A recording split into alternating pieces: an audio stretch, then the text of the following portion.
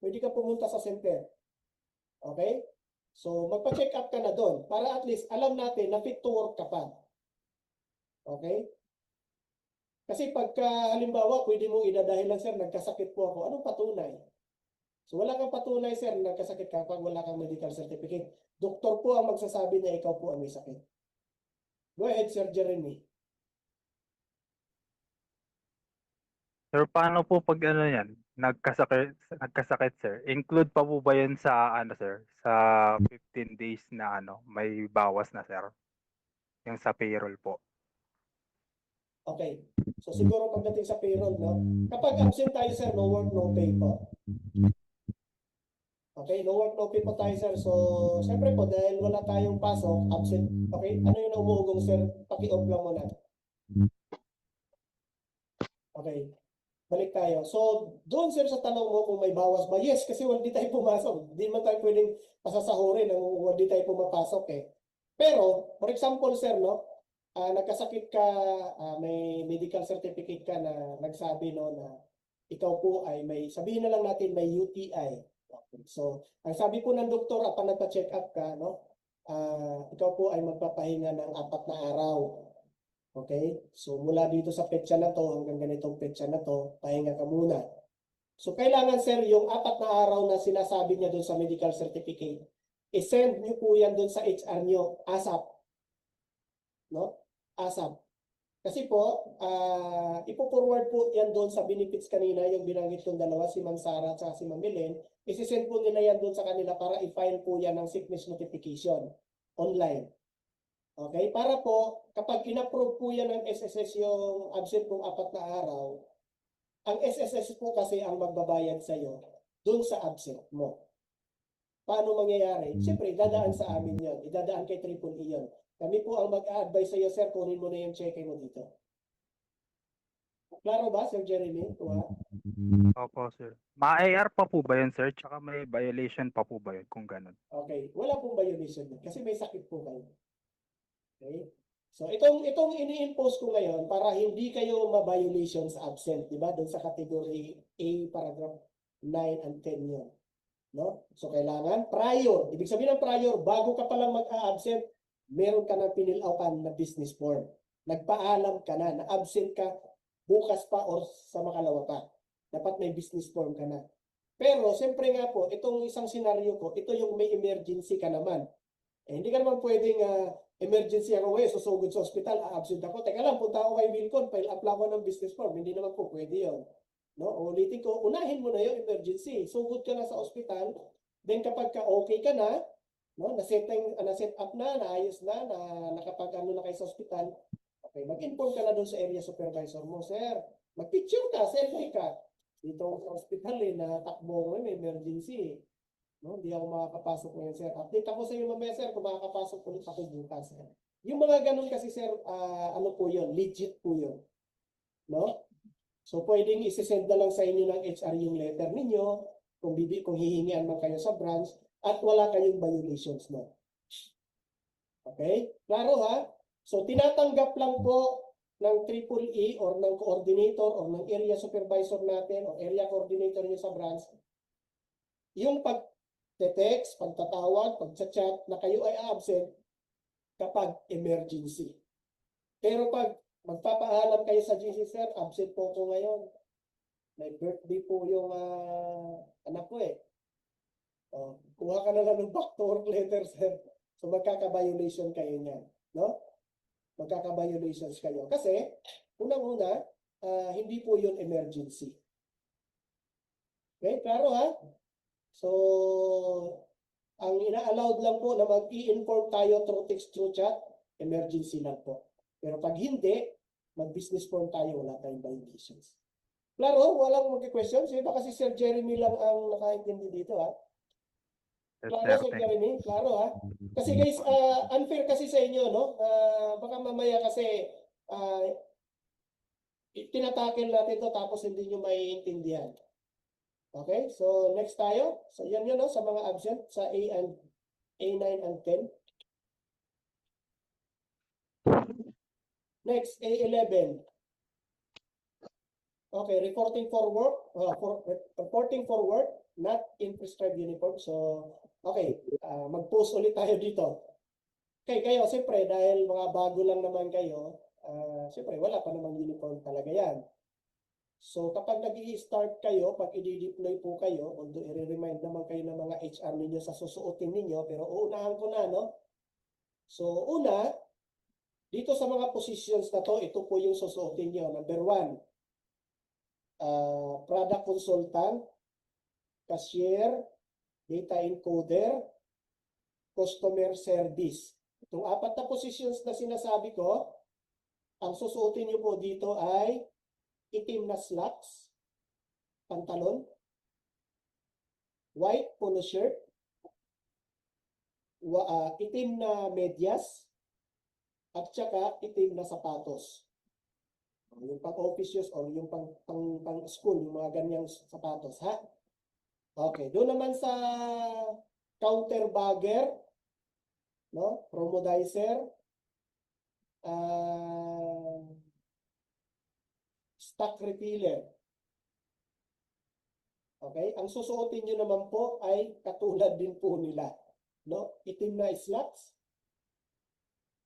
white polo shirt, itim na medyas, itim na sapatos. Sa utility worker naman po, maong na pantalon,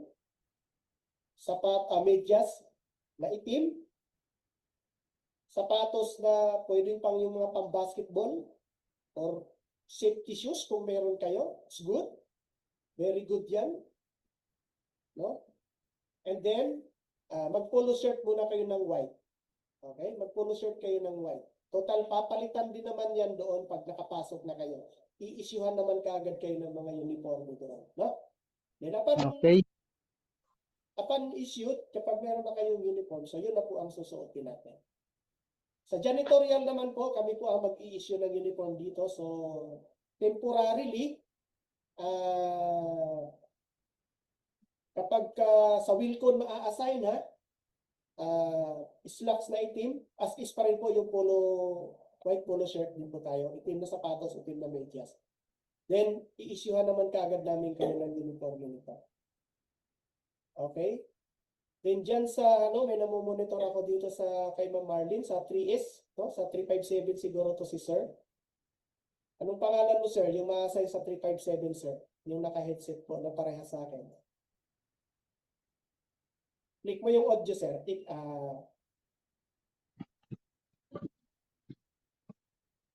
Ayan, hindi naka-open pa, Sir. Anyway, Sir, never mind. No? Magkikita pa rin naman tayo dyan sa Monday. Okay, yung nakagamit sa account ni Ma'am Marlene. Okay, so dyan, si Ma'am Marlene na mag-ano sa'yo ng uniform mo. Magpapaliwanag ng mga susuotin niyo muna. Okay, so gano'n, no? Huwag naman sana magka-violate doon sa uniform mo. Okay, 812. Failure to refusal. Ay, wait lang. Ito na. Failure to refusal to wear the identification ID. I-issue naman kayo ng ID. Okay, so kapag ka nawala yung ID, dito sa 813 loss of ID, so hindi naman tayo magkaka-violation nito kapag reported na. No? I-report nyo kagad na nawala para mapalitan natin ng bago. Kasi si Wilcon po, hindi kayo papapasukin ito or unless or otherwise, papapasukin kayo pero naka-visitors ID lang kayo dito. Temporarily. No? Okay, A15, violations of directives related to proper housekeeping in a workplace. Like failure to maintain general cleanliness, no? Sa mga area ninyo guys, no? Kailangan, hindi lang naman po kasi housekeeping ang nag-maintain yan. Pati din po kayo, i-maintain nyo yan, no? A16, failure to observe all safety rules and practices, including the use of protective equipment and clothing or the operations, vehicles, and equipment. Dun sa mga forklift operator, kung meron man akong ino-orient dito, no? Meron tayong mga PPE niyan, may hard hat, may vest, no? At meron safety shoes yan. So kapag ka nahuli kayo na hindi nyo suot yan at nag-operate kayo ng forklift, pagkakaroon kayo ng violation nyo. A17, violation of standard operating procedure where is no indirect monetary. So yung mga hindi nyo na sinusunod yung mga SOP natin. So bawal po yun guys, no? wasting of company time by loitering one workstations and, within the premises during office hour, whether or not such result and disturbance of other employee. Mga chatting guys, no? So bawal po yung chatting ha, yung mga wasting company time na yan. So i-minimize niyo yan kasi hindi naman maiiwasan na mag-uusap talaga kayo ron. Pero rest assured na hindi chismisan. No? Ang pinag-uusapan nyo, trabaho, hindi yung kung ano-ano pinag-uusapan nyo. Kasi po, sa Wilcon po, nakapaligid po lahat ang CCTV. Nakikita po ng mga CCTV operators natin kung sino po yung mga nagtutumpuk-tumpukan doon na walang ginagawa. No? Or di kaya yung area mo, hindi ka naman naka-area doon, nandun ka. Okay, so magkakaroon kayo ng wasting company time yan. A19, leave of absence without pay for personal reason entirely within the management discretion. Employees applying for leave must be set forth in writing. So meron tayong business form dyan guys ha. Kapag mag-leave kayo, no, mag-absent. So mag-ano kayo niyan, mag-business form. Failure to abide that shall be subjected for or to this penalty, no? Dito sa A19 na yan. A20, improper and authorized usage of purpose room. So kanina, no, napapansin nyo kanina sa OSH natin, mayroong tamang paggamit ng toilet. Dito naman, improper and authorized, so magkakaroon kayo ng A20 violations kapag yung sa mga hindi marunong gumamit o maglinis, no? Yung walang courtesy to the next users. Okay? So ano ba yung mga parusa nito? Teka lang, bakit walang parusa tong category A na to? Wala. Mamaya baka lalabas. Dito muna tayo sa category B. Hanapin ko lang muna guys. Hindi ako mapakali. Gusto ko makita nyo yung anong parusa ng category A. Agar.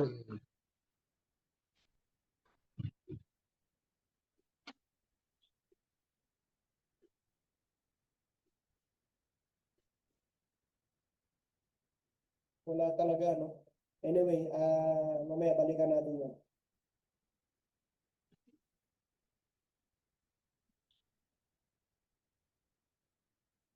Okay, sa category B muna tayo guys. Okay, ano ba yung mga category B na to? Less serious offense, no? B01, defacing or making company walls, materials, or other property dirty, or other forms of vandalism, no? Yung pagbabandal-bandal, pagsusulat-sulat kung saan-saan. Okay? So category violations po yan. B02, taking off or not reporting for work in spite of superior specific instruction to report where no suitable reliever has been secured. No? So meron si supervisor kasi may mga adjustment siya dun sa schedule na binigay sa iyo para halimbawa kung may mga special project or may mga special gagawin. No? Pag sinasabing opening closing ka, opening schedule ka tapos sasabihin sa'yo ng supervisor, sir, baka pwedeng closing ka muna bukas. No? Then hindi mo nasunod, nakita ka niya na bakit nasa opening ka? No? Magkakaroon ng complaint siya. So dyan, papasok po sa B02. B03, absence without official leave. No? 2 to 6 days without valid reason. Ito po yung pag-absent guys no, na walang business form. Okay? So later on, kunyari, nag-iisip siya, nagkasakit pa kasi ako eh. Okay? So nag-inform lang siya pero naka-absent na siya ng 3 days bago siya nag-inform. May mga ganun po. So dito po, B03 po yan. B04, failure to return to work in the working day immediately following the expirations of leave of absence unless such leave is extended without proper approval. So yung mga magli-leave po, kunyari nakapag-file kayo ng business form na mag-leave kayo, 3 days, then after 3 days, no, napasarap pa sa probinsya, hindi nakabalik, nag-extend pa ng isang araw. So violations po yan guys, no, kung walang proper approval. Okay, B04 po yan. B05, unauthorized entry in restricted areas. So may mga unauthorized areas doon na hindi tayo pwede pumasok. So iwasan na lang. B06, smoking in the workplace using cigarette or e-cigarette or any other same item. So meron ba tayong smoking area doon, no? Sa mga naninigarilyo. Kaya wag siya kung saan-saan. B07, offering or accepting anything in exchange for a job, works assignment, or work locations. No, yung mga ganyan-ganyan, no, pre, ikaw muna mag-inventaryo, pre, libre kita mamayang merienda, ha? Okay, so, na-found out, no, na hindi talaga siya ang gumagawa, nakita ng supervisor. Pinalaman-laman, libre para merienda, so mga ka-violations, guys. Okay, B08, moonlighting, pursuing any personal interest of company time, carrying out sidelines within the company premises, no, yung mga sa sideline dun sa branches. Merchandise man yan, no? O ano-ano man yung mga sidelines na yan, bawal na bawal po yan. Engaging in sales of any kind merchandise within the company, no? Kasama pa rin to. Any kinds of food, goods, like jewelry, clothing, makeup, shoes. No? Yung mga, ano ba to? Yung mga jewelry na to, Unisilver, Avon, Natasha. Okay, B10, engaging in sideline, having double job, including but not limited to installations of tiles, wallpaper, etc., and selling of other items aside from the company products. Okay, so bawal din po. B11, leaving the company premises without permission to attend to personal matters, shopping while on field assignment, not returning to company premises immediately after completion of assignment, no? Yung mga inuutusan na mag-deposit dun sa mall, tapos yung pala naghaya-hayahay mo, nanonood ng sine. Hindi naman siguro mangyari, pero iwasan po natin yan, guys, no? Okay, B12, sleeping while on duty, nako, bawal pala matulog, no? Sir, hindi naman po natulog, na-idlip lang. Nap lang, nap. Ay, bawal pa rin yun, guys, ha? Naka-duty tayo. Okay, B13, rough playing or horseplay within the company premises, whether or not, whether on duty or not, without causing damage or wastage, no injuries, help others, no? And no disruptions of work, no? So, ito yung mga may samang mga harot-harutan, no? Yung pagsatrabaho. Okay, bawal din po yan. B14, negligence in performing assigned tasks, whether or not it result to loss, damage, wastage, spoilage, fine, no? Ito yung halimbawa, meron kayong giniram na hindi sinuli, no? O di kaya naiwala nyo, na-misplace nyo. Okay, so negligence po yun, kapabayaan.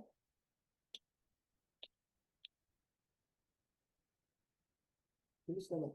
Okay, B14 lang pala siya. So ano-ano mga parusa ni Category B sa mysterious offense? Sa unang pagkakataon, kapag kayo po ay napatunayang nagsala, first infractions po, suspensions po kagad tayo ng 1 to 3 days.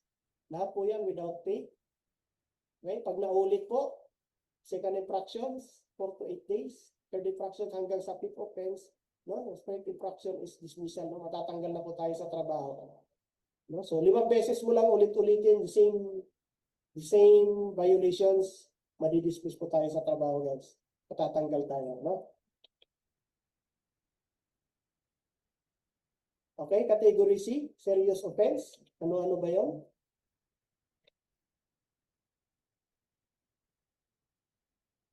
Refusal to obey security protocol. So, FYI guys, no, pagpasok at paglabas natin kay Wilcon, meron tayong frisking, no? Ipe-frisking po kayo. So, dapat i-surrender niyo yung sarili ninyo sa frisking, no?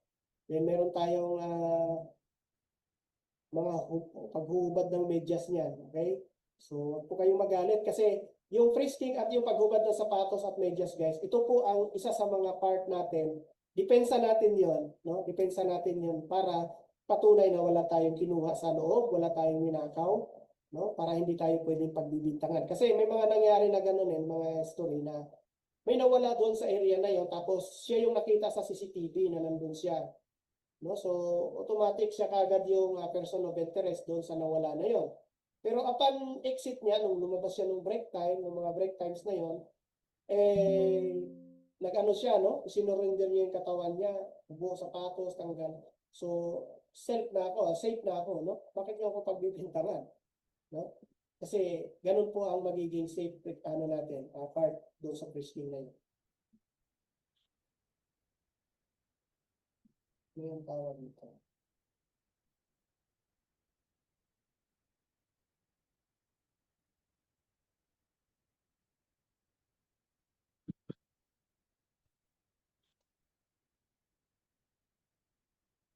Okay, saan tayo? C03?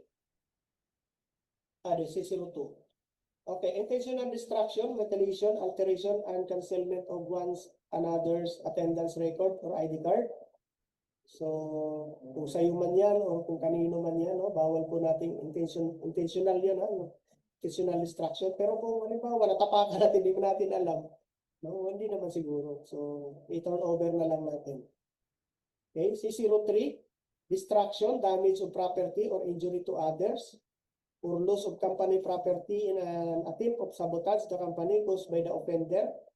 Note, the incurred losses to the company should be shouldered by the offender. No? Kapag halimbawa guys, masyado kang careless, no? Hindi mo ini-impose yung sinasabi ko kanina na safety. So, sige ka ng sige kamada ron, hindi mo alam na may nalaglag na doon sa likod, nalaglagan mo yung kapwa mo empleyado. So, isinugod sa ospital. Lahat ng gastos ng empleyado na yon ay matcha-charge po sa iyo. Okay? So, careful tayo ha.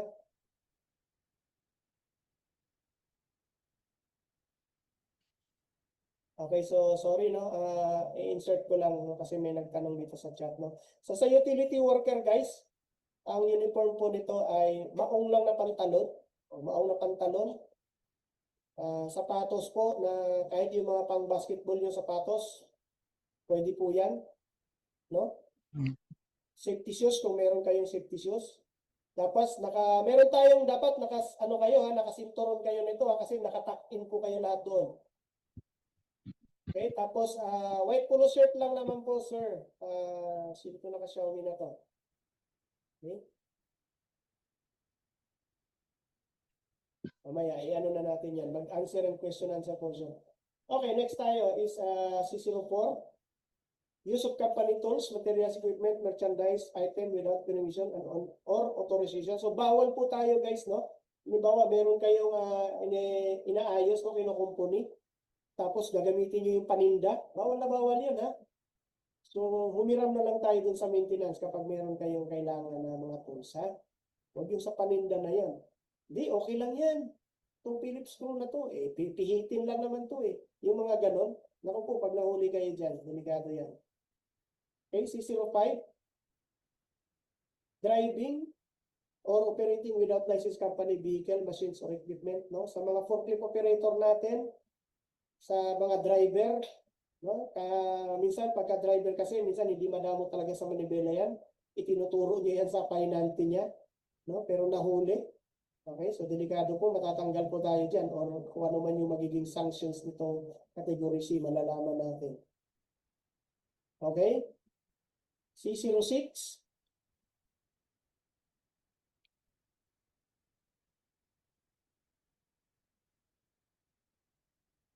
Okay, sir, bawal po ang Crocs, no? Sir Vicente, bawal po ang Crocs.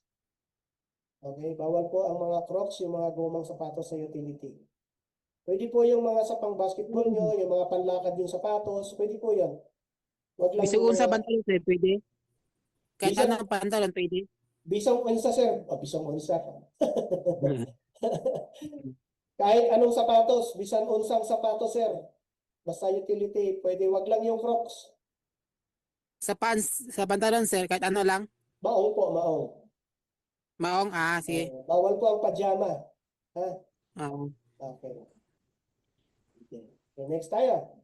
C06, reporting for work. Under the influence of alcohol. Ito, Maong na maong sapatos. ito. Maong na Crocs. Magkatabi ba ito si Kenneth? Maong na Crocs. Ang dali lang, sir. I-mute mo lang, sir Vicente. I-mute mo lang muna. I-mute mo lang. Maong na. Magkagulo sila sa uniform. Kalma lang, kalma. Okay, sa C06, reporting for work while under the influence of alcohol. Okay, may mga hangover, no? May mga amoy chiko. C07, engaging in money matters like lending money to employees at usurious rates, interest, and other related transactions. No? Yung pagpapautang na may interest, bawal mag-interest. Sir, bawal ba magpautang? Kung meron ka ba na may ipapautang, hindi bawal yan. Huwag mo nang tubuan. No? Talagang mabait kang tao, okay? Kapag may interest na kasi yan, papasok na po yan sa C07. C08, seeking employment while on leave, no? Pag leave nyo na yan. Okay? So magsabi lang po kayo ng totoo, ha? C09, owning of ATMs, no? Pagsasangla ng mga ATM cards, yung papasok ang sweldo natin. So bawal po, ha? Kasi color na maong, sir. Kahit anong maong, sir, basta maong. Itim, blue, stonewash, wala problema. Okay. C10, neglect of duty. Sa pangitaas na, Sorry, Sir Kenneth. sa pangitaas naman po, sir. Polo shirt lang muna, sir. Polo shirt na white po. White po, sir, white. White po muna, ha? Bale, bibigyan naman kaagad kayo doon. Thank you, sir. Okay po. Okay na, so balik tayo, no? Mamaya isa-isahin pa natin yan para mas maliwanag tayo, no? Para wala na kayong magiging doubt, no? O mga questions sa sarili. Okay? So C11, refusal to cooperate or undergo or answer appear in investigation conducted by the company. So, pag may mga nagkakandak ng mga ano doon, may minsan kasi gano'n no? Meron namin na experience niyan no? Magkasama sila, magkapareha sila ng posisyon. Okay, nag-imbestiga ako dahil sa tip pocketing. No? Ang sabi nung isa, no, pre, pupunta si Sir Jan, mag-iimbestiga kasi naka-preventive suspension ako ngayon. Pag nagtatanong sa iyo, pre, yung pera na hawak ko, sabihin mo, sa'yo yun, hiniram ko. Ganon, no? Okay? Tapos yung isa naman, wala daw siya, hindi daw siya makikipag-cooperate, no? Pero na-found out namin na magkakasama sila, magkakapitbahay sila. Yun, silang tatlo na nawawalan ng trabaho. Okay? C12, disobedience or disregard of company memorandum or receipt rules and procedures. So dito po papasok yung sinasabi ko sa inyo guys na kapag hindi kayo nakasunod doon sa office order, yung memorandum na pinagre-record kayo, no? Si Jeremy, may tanong mo si Sir Jeremy? Nagtas kamay si Jeremy? Sir, yung ano po, yung sa tip, bawal po mag-receive yun. Okay. Ganito sir, no? May mga branch po kasi na Wilcon na ma-assignan yun na centralize yung tip. Okay? So kung ang tanong mo ay bawal bang tumanggap, hindi po bawal tumanggap ng tip sir. Kasi tip po yun token of appreciation kasi yun ng customer. Pero may rules po sa tip yung ibang branch, no? Kung saan kayo ma-assign na centralize. Kapag sinabing centralize, lahat ng na-collect yung tip, ihuhulog niyo yan doon sa, may hulugan sila, may lalagyan sila, okay? So, kapag ka hindi mo inulog, doon ka lang magkakaroon ng violation. Okay? Pero pag tanggap, hindi po bawal yun. At bawal po manghingi, no? Or magpaparinig sa customer. Okay? Bawal na bawal po yan, guys, no? So, huwag kayong mag-expect na mabibigyan kayo ng tip. Kasi pag nag-expect kayo na bibigyan ng tip, kapag bumalik yung customer na yon at hindi siya nagbigay, nung una, hindi na nyo na i-assess. Kasi, anong mangyayari? Kabisado nyo na siya, hindi siya nagbibigay ng tip Kuripot yan, pre, wag mo i-assess yan. No? So, anong masisira? Evaluation nyo, yung performance nyo. Okay? May mga ganun Pagka customer na marunong magbigay, ina-assist, nag-aagawan. Pero kapag lalabog, ang pipick up doon, yung nagmumotor lang, no? Or yung sasakyan, na pipick up ng iiwan lang doon sa labas. Okay? So, sinasabi ko sa inyo, magtatagal kayo sa trabaho pagka gano'n. Okay? Okay, C13, unauthorized spreading or misappropriation of funds for personal gain, including but not limited to failure to return excess in cash advance, no? Kapag inutusan tayo, balik nyo lang yung supli, no? C14, collecting regular or overtime pay without rendering any actual work. Using profane or obscene language or signs using provoking insulting remarks directed to any person sa C15. Okay, so bawal na bawal po yung mga, ano ba yung mga profane or obscene language na yan? Yung mga mura, no? Ang ina, gago, middle finger ka, ano ba yung middle finger? Fuck you. No, yung mga ganyan. Pasok yan sa using profane or obscene language, okay? Kasi pag po-provoke yan, pag po-joke yan, no? C16, discourtesy, disobedience, or refusal to obey superior, whether or not such result in delay of operations. damage to property or injury to the personnel. No, kailangan kasi naaayon dun sa gusto ng supervisor or nung pinaka-head natin. Hindi po pwede na inutos sa yung dyan ilagay, hindi mo sinunod, doon mo inilalagay. Ngayon, kung doon mo inilagay, may na-aksidente, no? Grave discourtesy toward customer or his representative or any similar act with the embarrass of company. So, be kind lang tayo, sir, ha, mga ma'am, sa mga customer, ha? Huwag naman tayong sarcastic. Hayaan mo silang magiging sarcastic para pag alis nila, pag-usapan nyo na lang, no? Okay? Kasi pag na-complain tayo niyan, magkakaroon tayo ng violations with regard sa C-17 na yan. C-18, willful refusal to comply with or obey official orders, instructions, or superiors without justifying cause. No, ito yung mga hindi pagsunod, no? Sa mga official natin. Parang disobedience, ganun din to, hindi pagsunod. C-19, provoking, instigating, and engaging in brawl with mauling, fisticuff, or any physical fight with another employee. Okay, during office hour and during off duty within the company premises, no?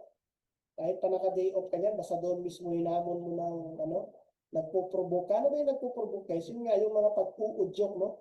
Yung pang-aasar na sanhi nung ikinagagalit ng kapwa mo empleyado na nag-away na lang kayo, no? So, yun po yun, no? C-20, threatening, intimidating, coercing, or harassing fellow employees, superior, and customers. So, yung pagbabanta. Okay? C-21, beating or gambling or any form within the company premises, whether on duty or not. No? Ano ba to? Scatter? No? Bawal na bawal po yan doon sa loob ng doon sa premises natin. Sir, nasa parking naman ako eh. Bawal pa rin yun. Premises pa rin yun, no?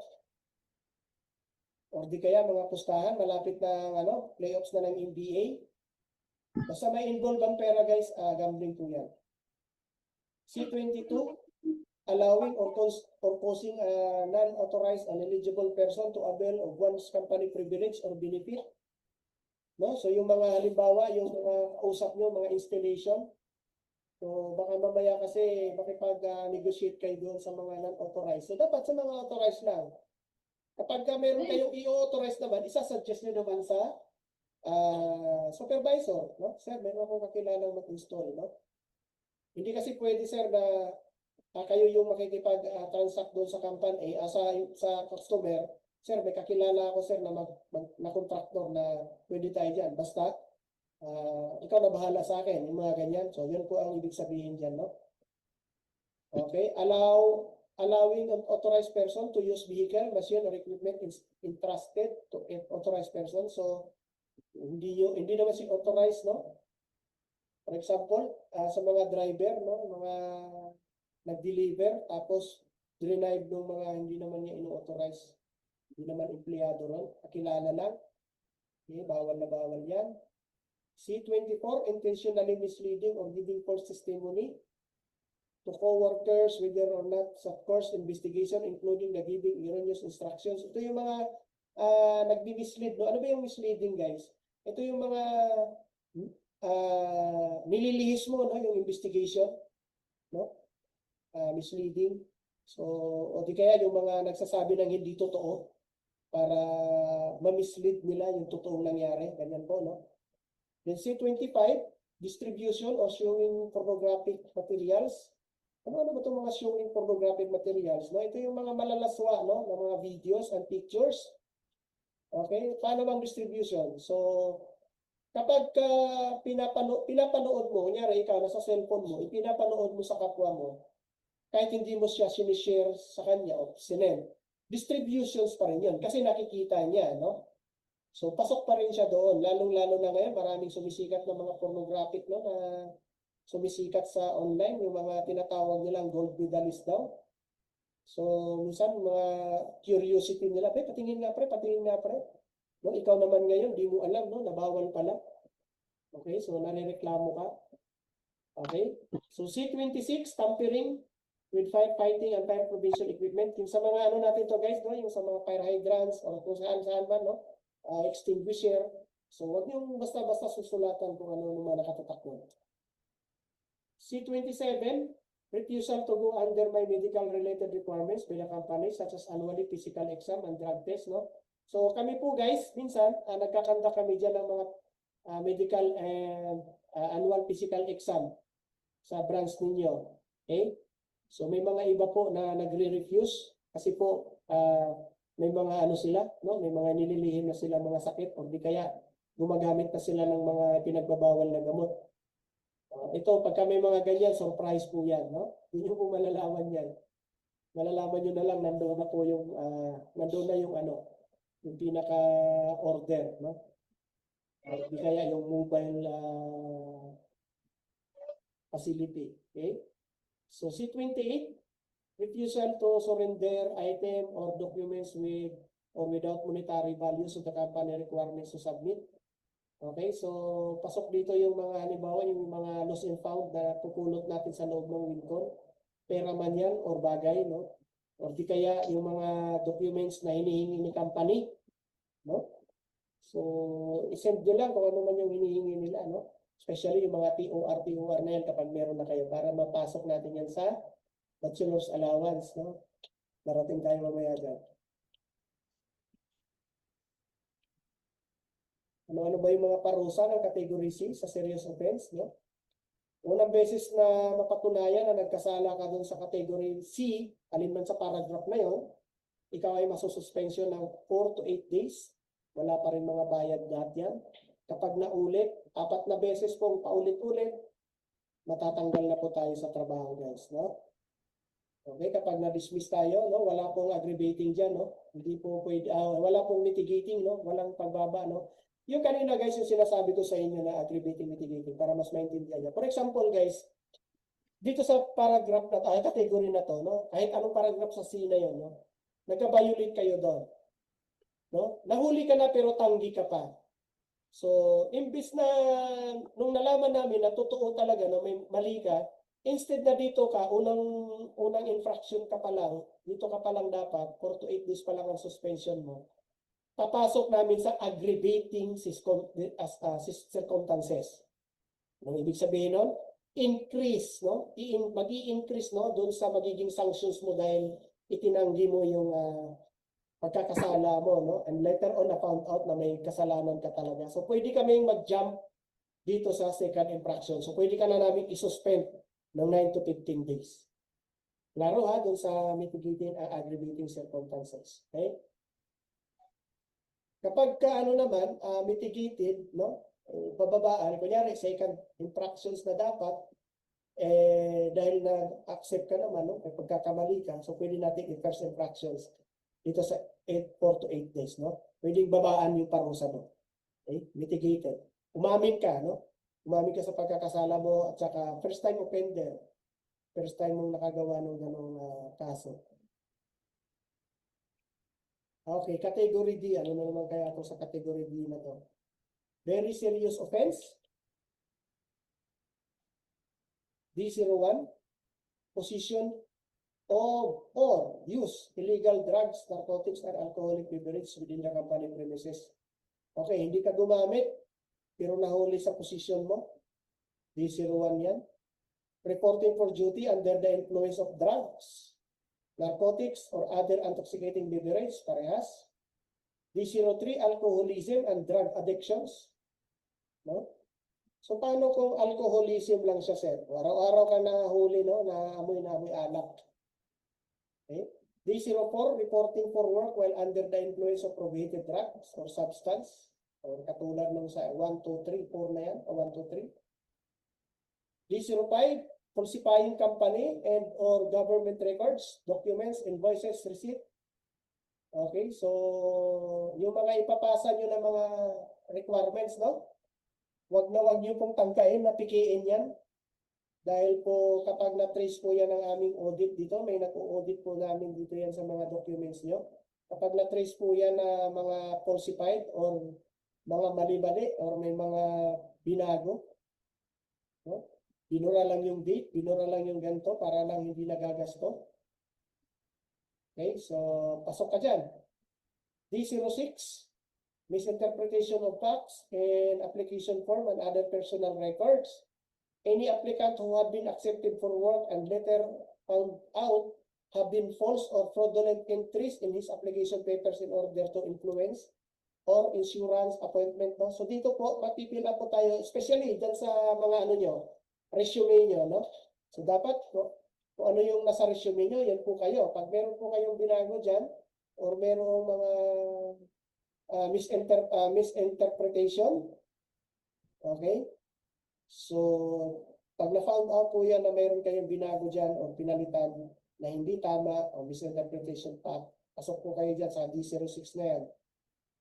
Producing a written excuse slip to justify prolonged absence found out to be fake, altered, yung mga business form na hindi nagpapirma sa manager talaga, ginaya lang yung pirma ng manager, no? Pinipike, okay? So, yari tayo dyan. Participating on inciting other illegal conduct work stoppage, slowdown, or any disruptive activity. Ito yung mga wilga, no? So, bawal na bawal po sa atin yan. Although open naman tayo dyan kung halimbawa day off nyo, no? May wilga sa EDSA ngayon, a-attend kayo, wala problema. Hindi naman yan kasama yan, no? Okay? Pero kung nag-leave kayo, iba ang reason nyo, tapos na-found out, nakita kayo sa TV, andun pala kayo sa wilga, patay kayo. Okay? D09. D010, halos magkaparehas po ito, no? Stealing or attempting to steal, conniving with outsiders or co-employee, or other personnel committed with the company, stealing or attempting to steal, thief, robbery, or appropriation for personal gain, benefit or profit or any property of the company, or a fellow employee or a client or a customer of the company, regardless of the amount involved. So guys, kapag nahulihan kayo, no, in your positions ng mga bagay, no, malaki man yan, may amount man yan or hindi, basta hindi mo pag-aari, no, sa kliyente man yan, sa kapwa mo empleyado, sa tindahan, no. So kapag napatunayan guys na walang gate pass or nahuli sa positions mo, it will be considered as stealing, no. Kapag caught and act pa yan doon sa Wilcon branch, no, sa area, nakakatiyak akong makukulong kayo. Dahil si Wilcon po hindi na nagbibiro sa mga ganito, no. So, nung last time, meron silang dalawang pinakulong dyan sa Libis Depot 3. Okay, about lang sa printer. Anyway, so malalaman naman yan. Okay, D11, failure to disclose or to report ailment which may endanger the health of this customer, co-employee and others. So kapag may mga problema tayo sa health, no, usually po ito yung mga chicken pox, tuberculosis, HIV, hepatitis, no?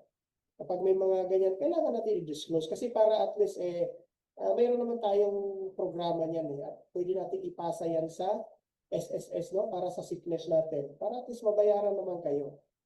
Puro deductions lang ang alam ng SSS na yan, no? So kailangan mapakinabangan natin yan. Okay, immoral behavior or carrying a scandalous relationship, especially when it affects the company's image. So ito po yung mga yung mga kabit-kabit. Di ba iiwasan? Kasi nagkakadevelopan doon sa branch. Walang problema guys, no, kung binata at dalaga. Hindi po yan binabawalan, pero one must do lang po dyan, no? Hindi po kasi pwedeng magsama sila dahil magkakaroon po ng conflict of interest, no? So, wala pong magiging kaso niyan. Ang mangyayari lang is one must go, no? Mag-usap na lang kayo magjowa para matuloy pa rin yung relationship ninyo. Ano ba yan, sir? Babae? Okay, sir. Babae po ito, sir. Babae at lalaki po, no? Okay, so kunyari, ang babae may asawa, ang lalaki binata, pasok ka sa immoral behavior. Kapag ang babae naman ay may asawa, ang lalaki ay binata, pasok po rin sa immoral behavior, no? Okay? At lalo na kapag pareho silang may mga asawa, no, nagtitikiman sila at malalaman sila. Sigurado po, sinasabi ko sa inyo, sabi ko, hindi lang administrative ang kakaharapin ninyo, magkakaroon pa kayo ng mga criminal case niya. Okay, D13, assault or any act of violence or attempt to inflict harm against a fellow employees or any person within the work area resulting to harm or damage, no? Assault ba? Ano ba itong assault, no? May pananakit na to, nagsusuntukan na to. Okay, nagpapang-abot na. Okay, so, check, may kakalagyan kayo. Okay?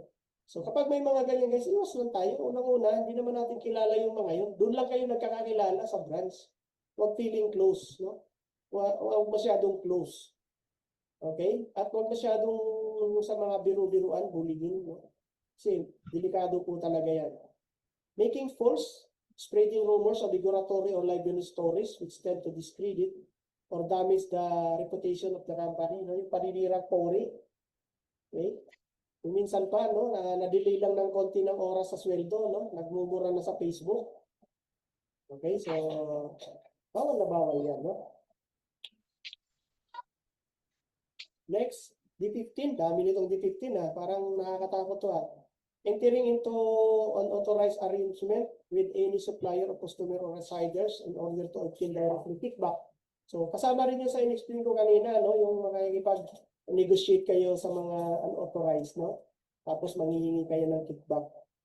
Okay, D16, revealing or passing on to any person trade secret or any information about business or its transactions or finances or any time by taking without consent documents. So, hindi naman siguro ano to kasi confidentials naman ang lahat, no? So, usually lang, wag lang magbigay ng kung ano-anong mga sa tingin nyo, yung mga informations na na-chismis sa inyo, no? So, tapos i-chismis nyo rin. Okay? So, D17, indecent or immoral conduct carrying scandalous relationship within the company premises, including but not limited to exhibition, distribution of showing pornographic material, sexual harassment. Ito guys naman yung mga indecent, yung mga babae sa babae, no? Lalaki sa lalaki, indecent po yan, no? Okay, so magkakaroon po yan ng mga immoral, carrying scandalous. Kasi siyempre pag-uusapan kayo doon, no? Any form of unwanted physical, verbal, or visual sexual advances, request for sexual favors and other sexually oriented conduct, no? Yung mga pang, ano ba to? Yung mga pang blackmail, no? Pwede po ito, pasok dito kasi yung parang nangihingi ka ng sexual favor kasi, no? Okay, susumbong kita or ilalabas ko itong mga ano mo. Pero hindi ko ilalabas to, basta ikaw na bahala dito. One night stand. Okay? So D19, substitutions of corporate materials or equipment with an inferior quality or lesser value. So may mga ganun guys, no? Kasi may nabalitaan kami ngayon. Marami na to guys nangyayari. So may bago ngayon. Ang ginagawa kasi usually nito, ang madalas talaga gumagawa nito ay empleyado. Bakit? For example, bibili siya ng ilaw. Ang gagawin niya dun sa loob, pagpapalit-palitin niya na yung ilaw na yon. For example, firefly. Mura kasi firefly eh. Lalagyan niya na sa loob ng papalitan niya na ng Philips, no? Mahal kasi Philips eh. Okay, so tapos maghihingi siya ng ang gagawin kasi pag bibili ka, pag empleyado ka, hihingi ka sa customer service ng form, no? Yung tinatawag nilang shopping pass, no? Kasi hindi ka basta-basta bumili ng sa Wilton kapag empleyado ka. Kailangan may shopping pass ka. So, pipirmahan mo ng manager yan yung shopping pass para ikaw po ay makakabili na. Okay, so bibili na. So, ang ginawa niya, so meron siyang shopping pass. So, binili niya na yung pinagpalit-palit niyang bumbilya, no? Okay, yung nangyari, okay na. Pass na, nakauwi na. Then later on, may customer, no? Kaya nahuli ito. May customer na bumili ng ilaw naman. Nagulat si customer. Nung pagbili niya ng Philips, pagkabit niya sa bahay, nakita niya, firefly ang laman. No? Humurahin hindi niya yung mga gano'n. So binalik niya, nagreklamo siya. Then na-found out doon, na-review ng CCTV, yun pala, yung empleyado pinagpapalit-palit niya na pala. Kasi mas gusto niyang bilhin yung mas mura pero mahal ang laman. No? Ngayon naman na may nangyayari, yung power tools, no? Pinagpapalit niya kasi magkaparehas lang naman yung karton ng power tools na yun. Ito cordless, ito disaksak. So, mas mahal kasi ang cordless kaysa disaksak. So, ang ginawa niya, Itong cordless, nilagay niya sa karton ng disaksak, at itong disaksak, nilagay naman niya sa cordless. So, nung ipinance, cordless, disaksak yung presyo, pero ang laman ay cordless. Yung mamahaling cordless. So, yun. Ngayon, nagkaroon na ng kaso. Ewan ko kung nakikipag-coordinate na siya. Kasi, pinatawag na siya, sa may Mindanao area po yun. Hindi ko na lang babanggitin yung branch, no? Para at least kanya na rin security. Okay? Then, ano ba? Next, D20, unauthorized sale of company property. Siyempre, hindi natin pwede ibenta yung di atin, no? Hacking company system and databases. So, bawal na bawal sa makipag-hacking. Drinking liquor or an intoxicating beverage during hours of work the premises of the workplace, no? So, parang doon pa rin to sa D1, 2, 3 na to, no?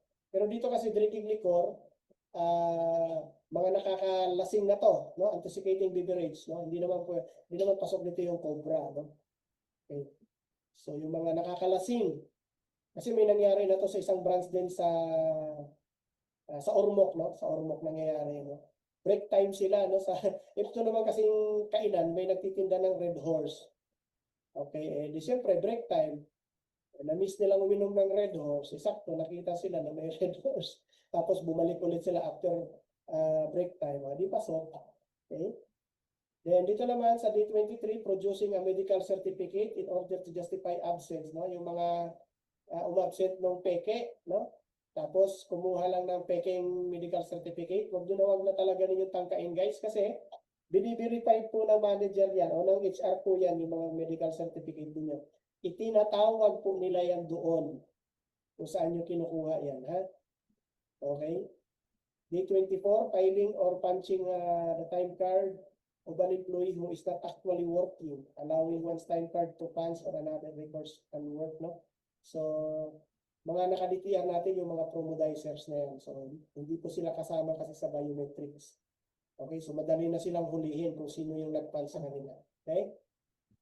D25, engaging in any activity which directly conflict with the company business interest.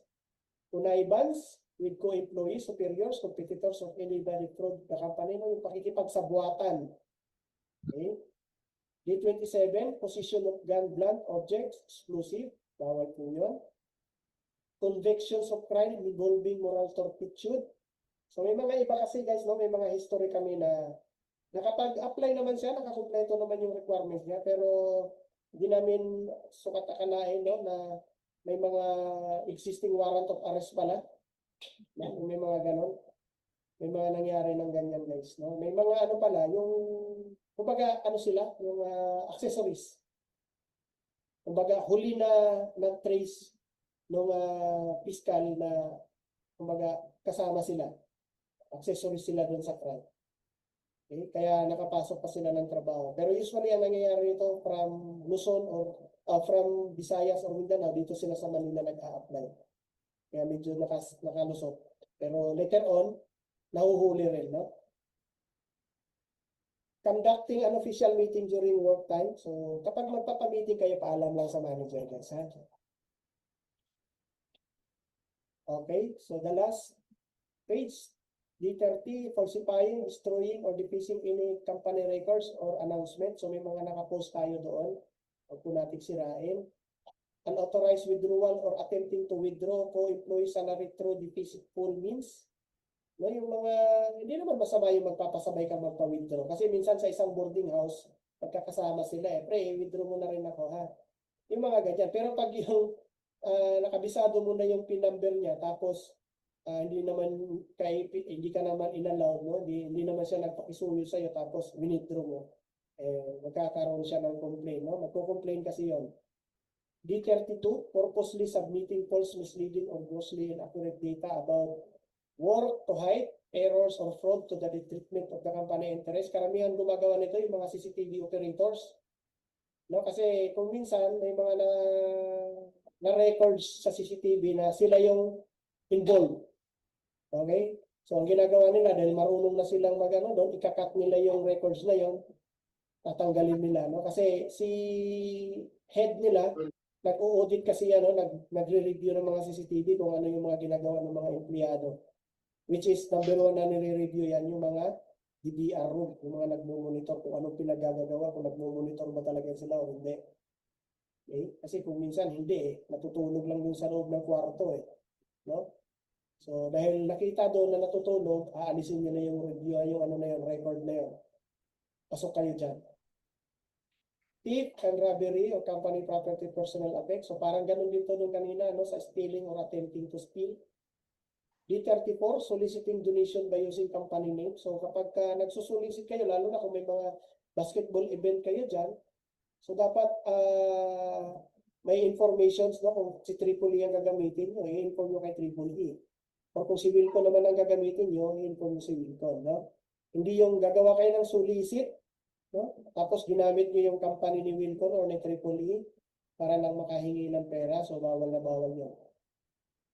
D35, unauthorized selling or unauthorized soliciting of monetary contribution. So halos the same lang naman yun. Dito sa 34 kasi pwede kasi mga bola, trophy, no? Mga ganyan. Ano ba ang parusa sa category D? Very serious offense kapag napatunayan na nagkasala ka. Okay. So, wala nang marami pag-uusapan, no? Walang first infraction, walang last infraction.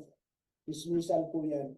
Okay, ang tanong dito, sir, kapag ka dito sa category D, sir, for dismissal, mayroon pa bang, papasok pa ba dito yung mitigating circumstances, sir, para baka pwedeng huwag na akong tanggalin, isuspend na lang ako, sir, kahit 15 days, 20 days, yung mga ganon. Okay? So, ang sagot dito, guys, is hindi, no? Wala po. Hindi po applicable ang mitigating and aggravating circumstances dito sa category D. Kung ano po yung sanctions, yun na po yun. Kapag na-violate niyo po yung paragraph category D na yun, kung anong parusa, dismissal, yan na po yun. Okay? So, think twice kayo talaga bago gumawa ng mga kabulastugan sa trabaho. Okay? So, kaya meron tayo pag-deploy nyo, kasi siyempre po, hindi nyo naman mamimemorize sa mga sinasabi ko. Nandito po lahat yan sa Blue Book, guys. No? Page 18. Okay? Sa page 18 po, nandito po yan. Okay, balikan ko lang yung category A kanina. Ang first infractions po nun ay warning kapag na-violate nyo yung mga absent without official leave na yan. Sa second infraction, kapag napatunayan ulit, absent ulit kayo ng walang paalam. Second infraction is written reprimand. Third infractions, kapag napatunayan ulit na nag-absent kayo kung pare-parehas ang violation. So meron na tayong suspensions dito ng 1 to 7 days. Then fourth offense, fifth offense, sixth offense po, dismissal na po yan. No? So yun po ang category A kanina kasi wala siya nakalagay. Okay, sanctions. Penalties. Sanctions penalize offenders ensuring accountability for breaking laws or codes, such as fines, suspension. So binasa ko na to kanina, no? So yun nga, no, pwede tayong magkaroon ng mga sanctions na may kaakibat na fines, no? Bayad ng pera kasi pag nakadamage tayo, no? Kasi pag nakadamage tayo ng item doon, magbabayad tayo, meron pa tayong sanctions, no? May memo pa tayo. Okay? So ang ginagawa ng iba kapag nakadamage, no, nag-aawol na sila. Okay? Para hindi na nila mababayaran yung damage nila, pero yun nga, ang naging negative effect nun, kasi yung mga ibang company na ngayon kapag nag-a-apply ka, nag-verified na sila. Hello, Triple E, i-ano ko lang sana, no, employment verification si Mr. Juan de la Cruz, naging empleyado niyo siya dyan. Bakit po kaya siya umalis? Madaling sabihin ng HR, awol po siya ma'am kasi may nadamage siya, tinakasan niyo po. Hindi kayo tatanggapin doon, nakakatiyak ako doon. Okay? So, ganun po, no? So kapag may mga ganon, ulitin po natin, kapag may mga damages na may mga kaakibat na fines, yung magbabayad tayo through salary deductions lang naman yan. At usually po, mag-uusap tayo, magsasalubong tayo doon sa hanggang kaya, doon sa sahod. Hindi ba pwedeng sahod mo lang 5,000 tapos 2,000 talaga monthly? Hindi naman pwede yun, no? Inaano naman natin, nini-negotiate natin doon sa management na kung ano yung pinaka, no, na magbabase tayo doon sa amount. Hindi rin naman pwede, sir, 10,000 yung damage mo, 50 pesos kada sahod, hindi naman pwede yun, no? Okay? So may minimum naman po tayo doon sa part na yun, na sakto lang din naman. Okay? Kasi sa batas din naman ng, ng compliance ng DOLE, hindi naman po pwedeng tumaas pa doon sa 20%. na i-deduct sa iyo monthly doon sa damage item niyo.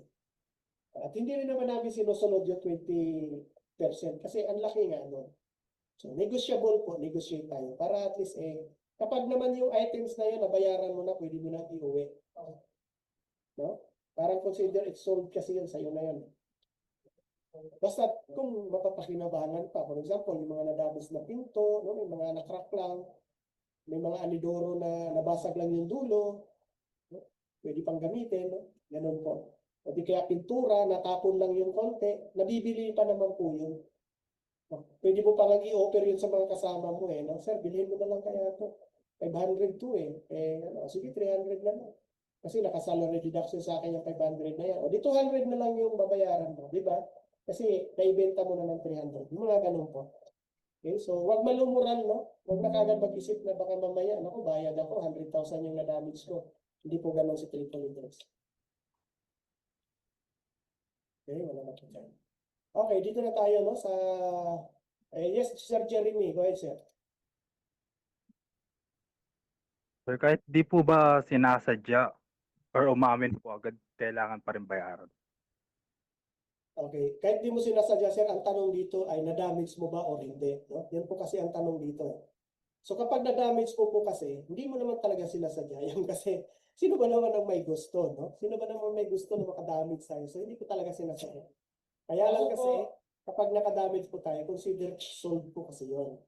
Ganon din naman yan kahit sa ang establishment, no? Nakalagay doon yung mga, may mga babasagin, may reminder sila doon, no? Na keep your children at chuchu kasi kapag nakadamage yan, no? Consider it sold, babayaran mo. Okay? So kahit hindi po natin sinasadya, sir, pero kasi na-damage natin, bayad lang. Okay po, klaro, Sir Jeremy? Apo, sir, thank you po. Kaya mag-ingat po tayo, no? Ingat po tayo. Hindi naman natin, yan, wala namang ginusto yan. Okay, so next tayo sa Service Incentive Leave, no? SIL, kung tawagin natin. So, ito namang SIL, guys, or Service Incentive Leave, ibinibigay po sa inyo to kapag, or ma-entitled po kayo dito kapag kayo po ay naka-isang taon na sa triple T, no?